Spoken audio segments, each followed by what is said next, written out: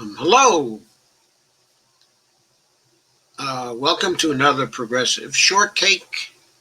I'm your host, Joe Firestone. Thank you for coming once again. So, the loss of jobs due to the pandemic is real and devastating.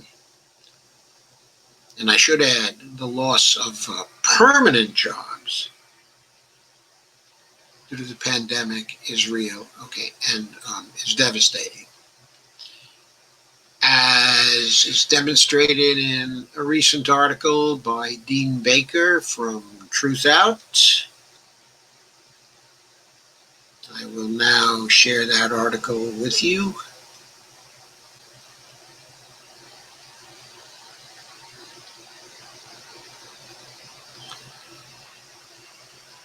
And the headline of it is less than half of jobs lost at the start of the pandemic have been recovered up to this point. And of course, we're getting more heavily into more pandemic losses at this point.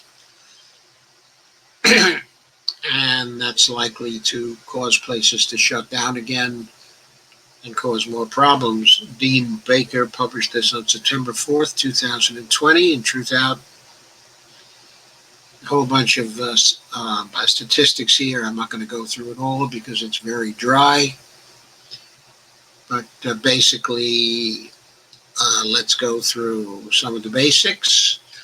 The August employment report, so this is based on the monthly report, showed the economy again adding back jobs at a strong rate.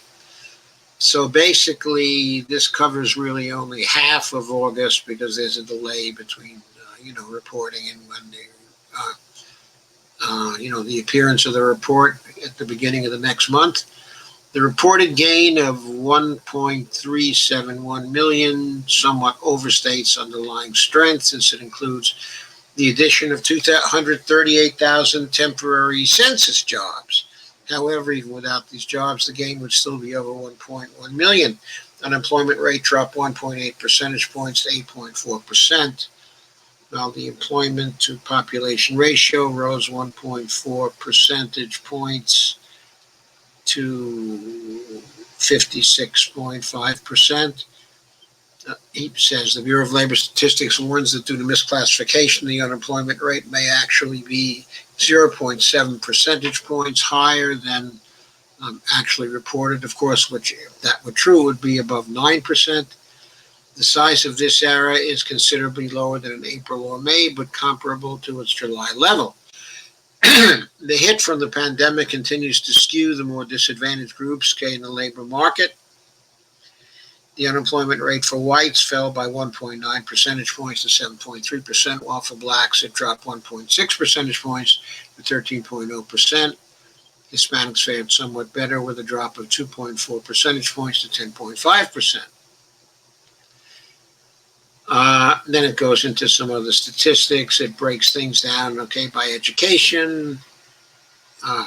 Unemployment rate for college grads stands at 5.3% compared to 9.8% for those with just a high school degree. Of course, they also make less. So, one disturbing part of this picture is a sharp drop in the share of the unemployed who report being on temporary layoff from 56.4% to 45.5%. This is partly due to these workers getting their jobs back, but also due to many layoffs becoming permanent. Still, it is encouraging that close to half of the unemployed expect to be returning to their former jobs.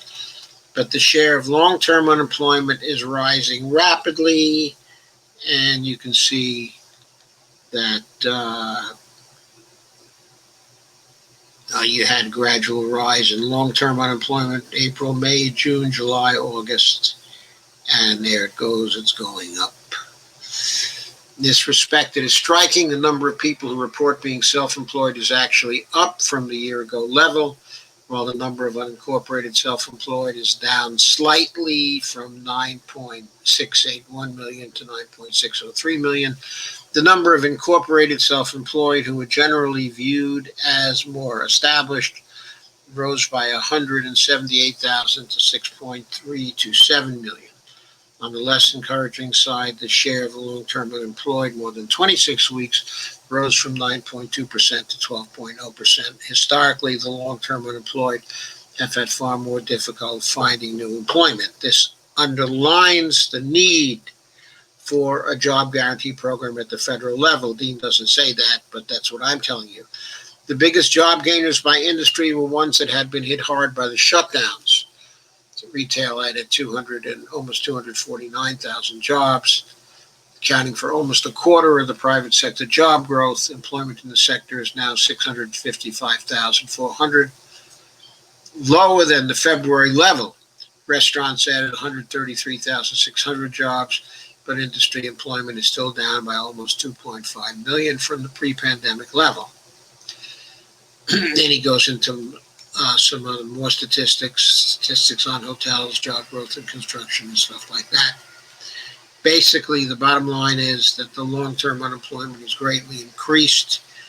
There's a great increase in loss of the permanent jobs.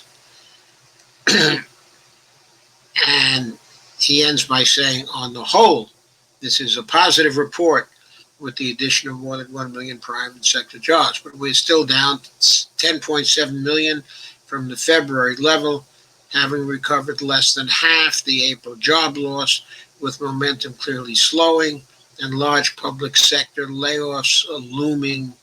It is difficult to be too optimistic. The large public sector layoffs, of course, would be coming from state and local governments, which are now about to cut people. Unless, of course, there's state and local aid. There has to be more state and local aid. And I'm going to leave you with that message. Without more state and local aid, we're going to be increasing the number of unemployed very quickly now, probably by 5 million or so in very short order. But of course, the administration, the Republicans in the Senate, cannot come together with the Democrats in the House on a package for state and local aid to save these jobs. Before I sign off, I'm going to show you my Patreon account again, patreon.com/Joe_Firestone. I hope you like these shortcakes. And if you do and you like my other work, like the In-Depth Show, I hope you'll go to my Patreon account, occasionally, and make a contribution, which will be greatly appreciated, of course. I'll end the broadcast now.